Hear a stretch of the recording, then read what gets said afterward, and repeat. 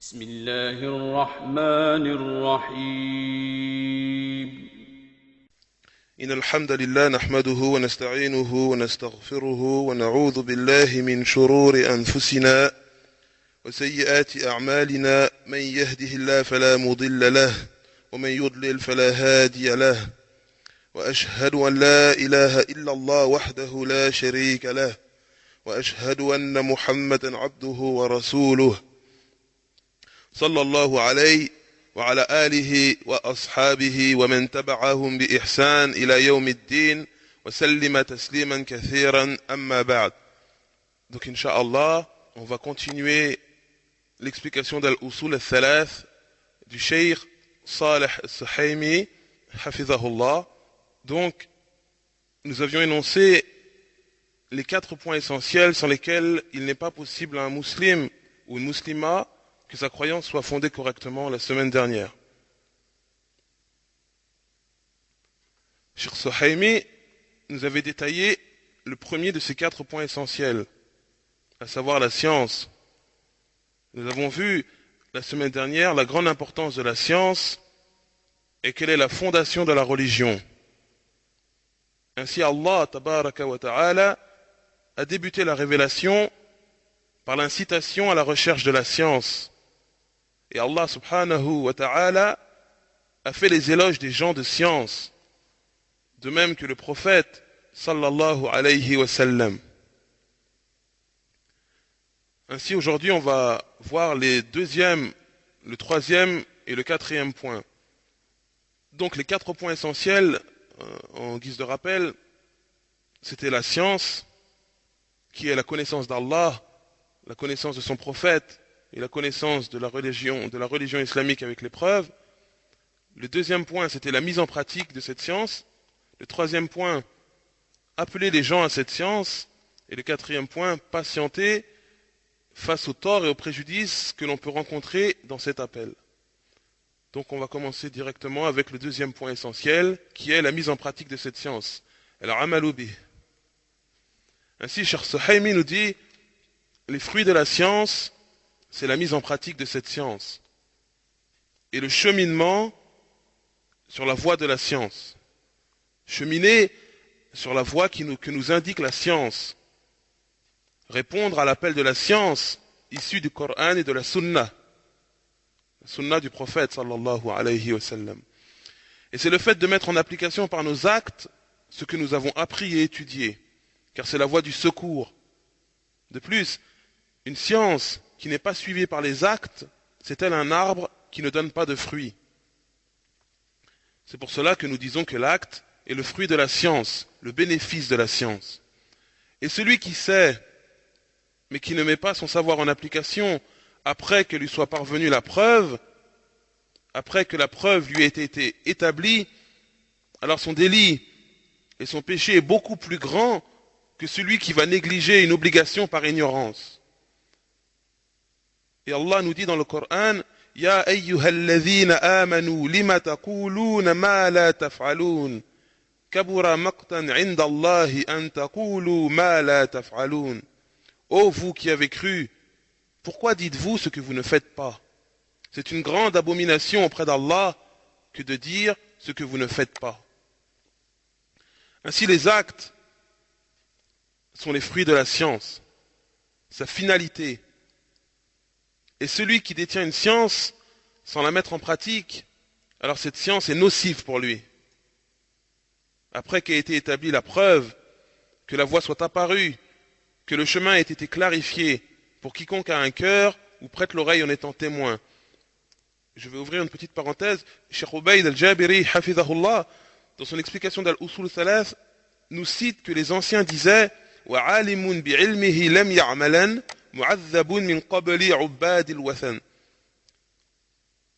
Les anciens disaient, et le savant qui n'aura pas mis en pratique sa science sera châtié avant l'adorateur de statues. Et je ferme la parenthèse.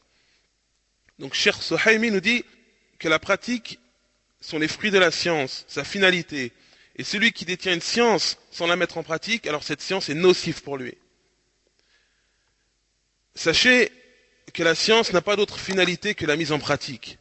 La science n'existe seulement pour qu'on la mette en pratique. Il nous a été ordonné d'apprendre afin que l'on sache. Il nous a été ordonné d'étudier notre religion afin de la comprendre. Et il nous a été ordonné la persévérance afin que l'on s'efforce dans la religion d'Allah, que nous fassions des efforts et que nous nous rapprochions d'Allah, que nous l'adorions de la manière qu'il agrée.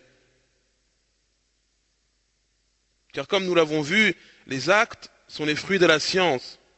Ainsi, celui qui va s'efforcer dans ses actes d'adoration, qui va faire des efforts dans sa pratique, tout en étant en conformité avec les enseignements du livre d'Allah, le Coran, et la sunna du prophète, sallallahu alayhi wa sallam, sans exagération ni laxisme, sans excès ni manquement, alors Allah subhanahu wa ta'ala l'entourera de ses soins, de son attention, il lui accordera ses largesses. Et les actes qui nous ont été ordonnés de mettre en pratique sont ceux qui sont en conformité au Coran et à la Sunna. Et il nous a été ordonné de nous cramponner à cela et d'y mordre à pleine molaire. Et il nous a été ordonné de nous cramponner à cela et d'y mordre à pleine molaire. Et c'est cela qui entraîne le fait qu'Allah nous entoure de toute son attention et nous accorde ses faveurs.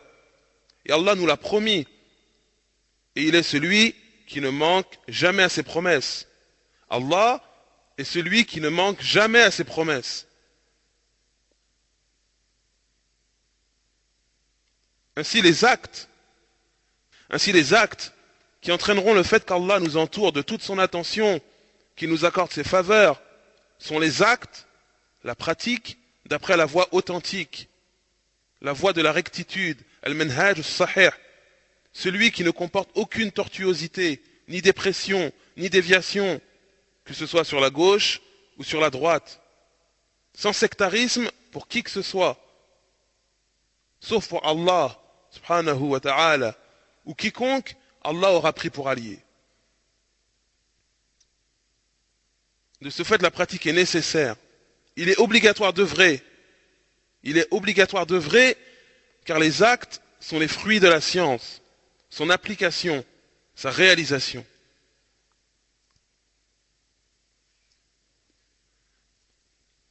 Quant à celui qui abandonne la pratique ou fait preuve d'une grande négligence, ceci nous indique que son cœur est sec, dur, éloigné d'Allah, et Allah l'a délaissé, tout comme il nous le dit, tout comme Allah nous le dit dans le Coran, Nasullaha fanasiyahum. Ils ont oublié Allah, alors Allah les a oubliés. Ils ont oublié Allah, alors Allah les a oubliés. Les actes sont les fruits de la science. Cependant, ils se doivent de remplir deux conditions. Leur validité est liée à la réalisation de deux conditions. La première condition, la sincérité exclusive pour Allah dans l'adoration.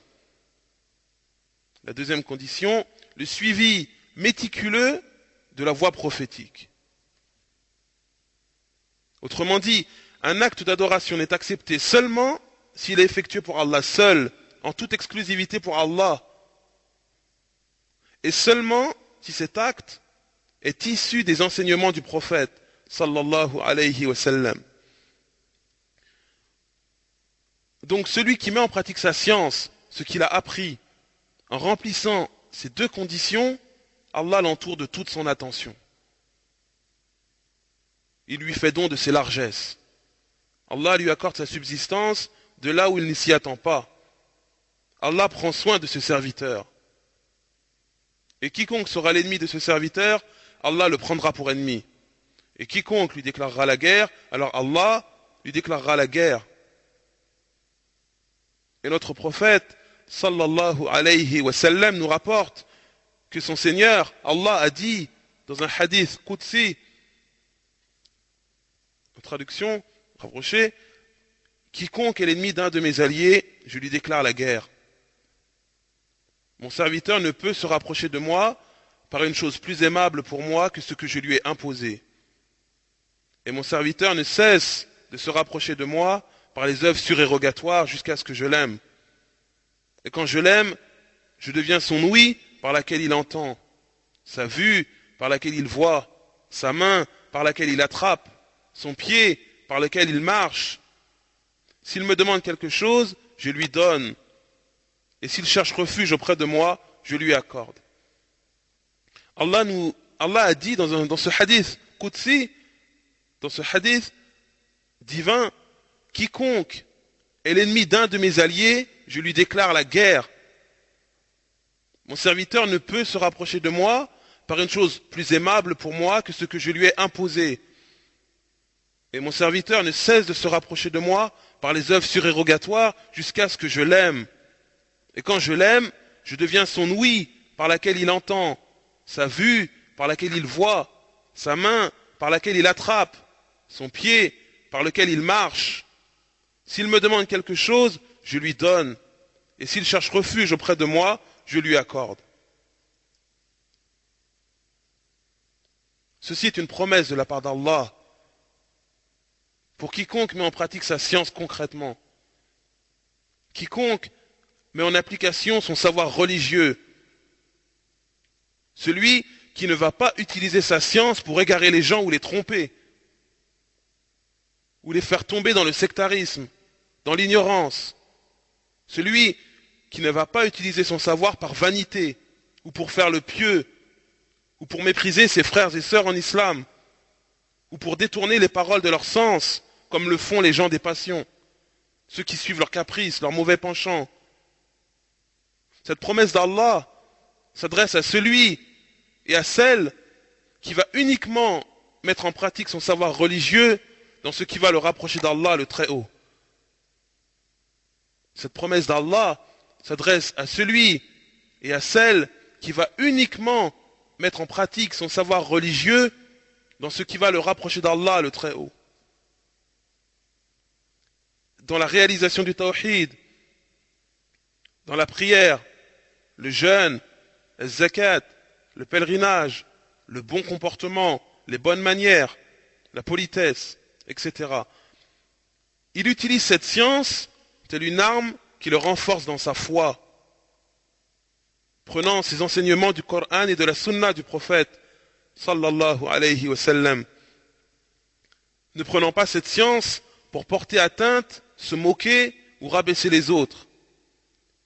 Il n'utilise sa science uniquement pour effectuer des actes pieux qui vont le rapprocher d'Allah. Et ces actes se doivent de remplir, comme nous l'avons vu, les deux conditions que nous avons citées, à savoir al-ikhlas ou al-mutaba'a, que cet acte soit effectué pour Allah seul, d'après les enseignements prophétiques. Al-ikhlas ou al-mutaba'a.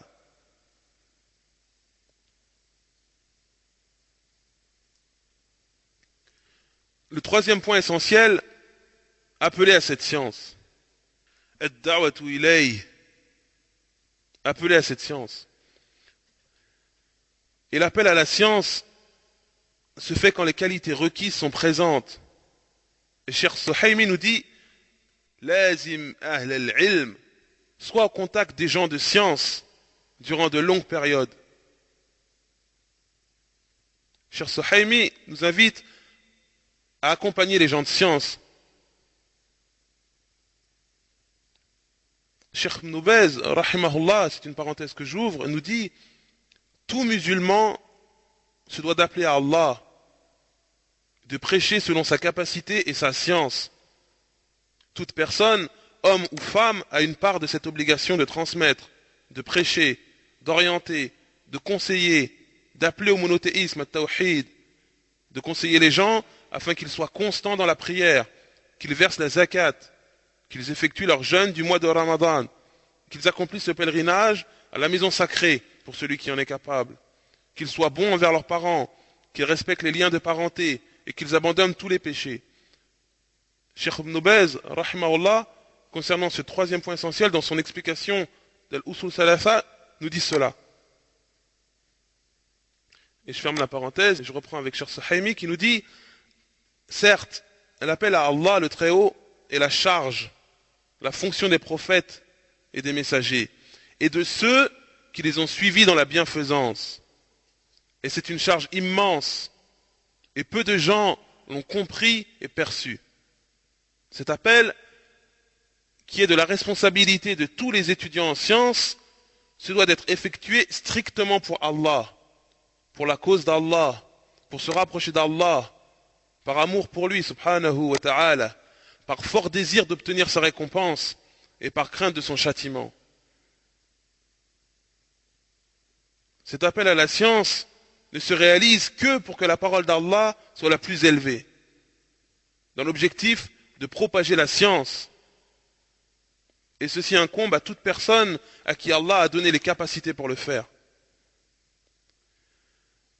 Et la science, ce n'est pas le fait d'être attaché aux journaux et aux revues, que ce soit ces revues immorales et débauchées qui inondent les marchés, ou que ce soit ces pseudo-revues islamiques dont la plupart d'entre elles se cachent derrière l'islam pour manigancer et comploter contre l'islam et les musulmans.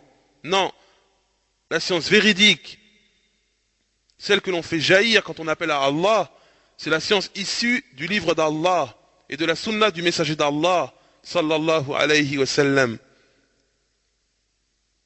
Ainsi, l'appel à cette science, à cette source, est la mission de quiconque a été facilité dans sa recherche de la science par Allah.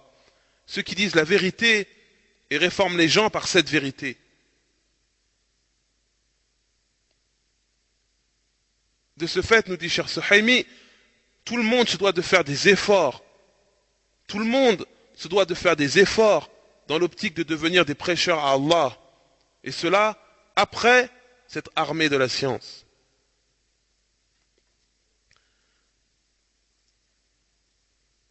Il nous dit également, il ne s'agit pas d'appeler à Allah en propageant des récits, des fictions, des chimères, des contes, des rêves, ou en diffamant les gens, ou en les intimidant.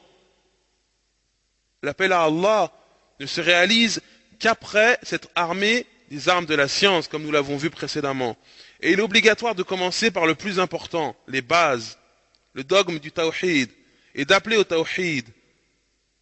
Nous n'appelons pas à un simple rassemblement, ni à l'excitation ou à la fougue, sans que tout cela ne soit basé sur l'unicité d'Allah tabaraka wa ta'ala. Et Allah nous dit à ce propos, أَفَمَنْ أَسَّسَ بُنْيَانَهُ عَلَى تَقْوَى مِنَ اللَّهِ وَرِضْوَانٍ خَيْرٌ أَمَّنْ أَسَّسَ بُنْيَانَهُ عَلَى شَفَا جُرُفٍ هَارٍ فَانْهَارَ بِهِ فِي النَّارِ جَهَنَّمَ. Lequel est le plus méritant? Est-ce celui qui a fondé son édifice sur la piété et l'agrément d'Allah, ou bien celui qui a placé les assises de sa construction sur le bord d'une falaise croulante et qui s'écroula avec lui dans le feu de l'enfer? Ainsi, cet appel, ce prêche, n'est pas une simple motivation des foules, comme on peut le constater dans certains pays. Il ne s'agit pas de galvaniser, de stimuler les gens sans se reposer sur la science qui leur permettrait de connaître le chemin de l'appel authentique. Ceci n'est pas correct. Et ce n'est pas la voie des prophètes et des messagers dans leur appel. Beaucoup de gens, nous dit Cheikh Suhaimi, prétendent être des prêcheurs. Et beaucoup de gens s'invitent à prêcher. Cependant, il est obligatoire que ce soit les gens de la da'wa qui fassent la da'wa. C'est-à-dire ceux qui ont la science, la connaissance, un dogme correct, authentique. Ceux qui s'éloignent de la recherche d'intérêt personnel, de toute propagande et de l'intimidation. Et Cheikh Al-Fawzan, hafidhahullah, nous dit concernant ce point, dans son explication d'Al-Usul Thalath, il nous dit قال الله في كتابه الكريم قل هذه سبيلي أدعو إلى الله على بصيرة أنا ومن اتبعني وسبحان الله وما أنا من المشركين. Dis, voici ma voie, j'appelle les gens à la religion d'Allah, moi et ceux qui me suivent, nous basant sur une preuve évidente. Gloire à Allah, je ne suis point des nombres des associateurs. Donc concernant ce verset, Cheikh Al-Fawzan nous dit, telle est la voie du messager d'Allah sallallahu alayhi wa sallam et de ceux qui le suivent. la science, la pratique et l'appel à Allah. Le quatrième et dernier point, as-sabru ala al-adha fi, c'est-à-dire patienter vis-à-vis des torts, des préjudices qui peuvent nous être faits dans notre appel à Allah. Patienter vis-à-vis des torts, des préjudices qui peuvent nous être faits dans notre appel à Allah. Et la patience est de trois sortes. Patienter dans l'obéissance d'Allah, comme nous le dit Allah dans le Coran, وَاصْبِرْ نَفْسَكَ مَعَ الَّذِينَ يَدْعُونَ رَبَّهُمْ بِالْغَدَاةِ وَالْعَشِيِّ يُرِيدُونَ وَجْهَهُ. Fais preuve de patience en restant avec ceux qui invoquent leur Seigneur matin et soir, désirant son visage. Patienter dans l'obéissance d'Allah. Patienter dans le fait d'accomplir les actes d'adoration. Le deuxième type de patience, c'est patienter face à la désobéissance à Allah. Patienter face à la désobéissance à Allah, c'est-à-dire se retenir de commettre des péchés. Refouler son âme des délices qui sont péchés ou qui peuvent conduire au péché. Et le troisième type de patience, c'est patienter face au décret d'Allah. Patienter face au décret d'Allah. C'est-à-dire que le musulman sache que toute chose qui lui est parvenue n'aurait jamais pu lui échapper. Et que toute chose qui lui a échappé n'aurait jamais pu l'atteindre. Et que toute chose qui lui est survenue n'est arrivée que par le décret d'Allah et ce qu'Allah a prédestiné. Et que toute chose qui lui est survenue n'est arrivée que par le décret d'Allah et ce qu'Allah a prédestiné. Et la patience est une lumière, comme nous l'a informé le prophète, sallallahu alayhi wa sallam. Et c'est pour cela que la patience a été citée plus de 70 fois dans le Coran. Et l'auteur, Cheikh Mohammed ibn Abdel Wahhab, rahimahullah, a cité pour preuve de ces 4 points essentiels une sourate que nous connaissons tous, incha'Allah, sourate al-Asr. Quand Allah nous dit wal asr, innal insana lafi khusr illa alladhina amanu wa amilu s-salihat wa tawasaw bil haqq wa tawasaw bis sabr. Par le temps, l'homme est certes en perdition, sauf ceux qui croient et accomplissent les bonnes œuvres, s'enjoignant mutuellement la vérité et s'enjoignant mutuellement la patience. Par le temps, l'homme est en perdition, sauf ceux qui croient et accomplissent les bonnes œuvres, s'enjoignant mutuellement la vérité et s'enjoignant mutuellement la patience. Donc Cheikh Mohammed ibn Abdel Wahhab, rahimahullah, a cité pour preuve de ces 4 points que nous avons vus cette sourate. Ainsi la parole d'Allah, illa alladhina amanu, sauf ceux qui croient, ceci correspond à la science. Car comme le disent les savants, la foi ne peut se réaliser sans science. Donc illa alladhina amanu wa amilu s-salihat, sauf ceux qui croient et accomplissent les bonnes œuvres.